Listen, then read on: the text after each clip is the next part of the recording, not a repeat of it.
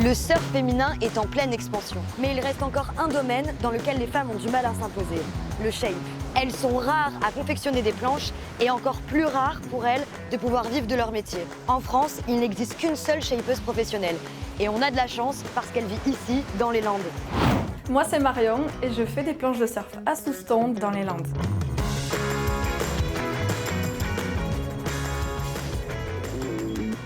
Aujourd'hui, Marion va nous montrer comment on construit une planche de A à Z. Et ça commence tout de suite chez ses fournisseurs. Donc, où est-ce qu'on est là? Alors là, on arrive chez mon fournisseur, donc c'est là où je viens acheter toute ma matière première. Besoin d'un petit peu de matos? Ouais, j'ai besoin de pain de mousse et de quelques trucs pour une planche. Ok, on commence avec le pain de mousse, voir. Allez, je te suis.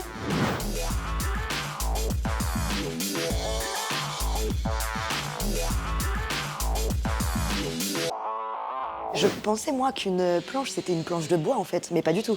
Pas du tout, mais ça existe, c'est possible.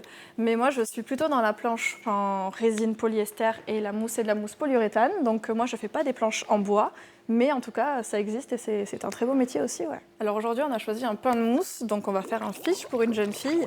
Donc voilà, j'ai choisi le pain de mousse en fonction de la taille de la planche qu'on va faire. Et voilà, je vais venir prendre tout le matériel dont on a besoin pour vraiment faire ce fiche ensemble. Ok, donc toi, de toute façon, tu t'adaptes toujours à un peu, là aussi, la morphologie de la personne. Exactement, je vais vraiment m'adapter pour faire vraiment du 100% personnalisable et que ce soit adapté aussi à la personne, son niveau, ses attentes et le type de vague qu'elle surfe par exemple. Donc là, on est de retour dans ton atelier, mais est-ce que tu peux un peu nous le présenter? Bien sûr, je vais vous présenter pièce par pièce. Donc ça ici, c'est la salle de shape, donc c'est ici qu'on va venir façonner vraiment la planche. On va vraiment partir du pain de mousse, celui qu'on est allé chercher tout à l'heure. On a tout plein d'outils qui sont dispatchés de ces deux côtés, qui vont nous aider et nous servir à vraiment shaper la planche pour arriver à un produit donc presque fini en termes de shape, avant de passer à l'étape de glaçage. Du coup ici c'est la salle de glace, donc c'est la deuxième étape. C'est ici que je vais venir enfermer ma planche avec de la résine et de la fibre. C'est mon étape préférée. On a fini cette étape, on a fini de poser la résine. Qu'est-ce qu'on fait? Alors une fois que c'est terminé, une fois que la résine elle est posée, là on va attendre que ça sèche pour que je puisse couper. Mais en attendant, on n'irait pas se faire une petite balade à la plage? Grave.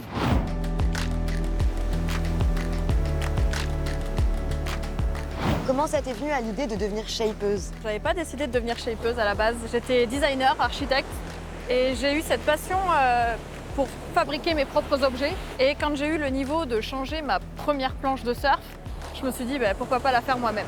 Et t'as tout appris ici, dans le sud-ouest? Une bonne partie, mais j'ai aussi beaucoup appris à l'étranger lors de tous mes voyages en Australie. Et est-ce que tu penses du coup que c'est ton parcours d'architecte mêlé à ta pratique du surf qui a fait que tu as pu adapter au mieux les planches pour des femmes par exemple? Vraiment cette pratique d'avoir manipulé beaucoup de matériaux finalement m'a aidé en tout cas dans la pratique du shape et dans ce côté artisanal et manuel en tout cas. C'est très physique, très toxique et très chimique. Après il faut bien se protéger. Et en étant une des seules femmes dans un milieu qui est quand même plutôt masculin, est-ce que ça s'est toujours bien passé? Ça n'a pas toujours été très simple. C'est jamais très simple d'être une femme dans un milieu très masculinisé, mais le surf a été l'un des premiers sports à faire le equal price money, donc le prix des compétitions égal aux hommes et aux femmes, et je pense que c'est l'un des premiers sports aussi où il y a eu cette ouverture d'esprit. Mais tu es aussi la seule femme dans les Landes à pouvoir vivre de ton métier? Je ne suis pas la première, mais en tout cas j'ai été longtemps la seule. J'ai voulu vraiment apporter cette touche de féminité dans tous mes shapes au final. Et je pense que ma part de féminité, du coup, se retrouve dans la forme de mes planches. Ouais. Donc ici, on est dans la dernière salle et qu'est-ce qu'on fait? Les finitions, bien évidemment, donc le ponçage, mais aussi la partie où vraiment on finalise quelque chose qu'on a créé de A à Z. C'est toujours chouette de voir passer une planche de ses débuts à vraiment la voir toute brillante, toute finie et toute polichée. Et si vous aussi, vous souhaitez visiter l'atelier de Marion, c'est possible. Il est ouvert quasiment toute l'année à tous et à toutes. Mais bon, moi, c'est bon, je l'ai visité, maintenant je vais me baigner.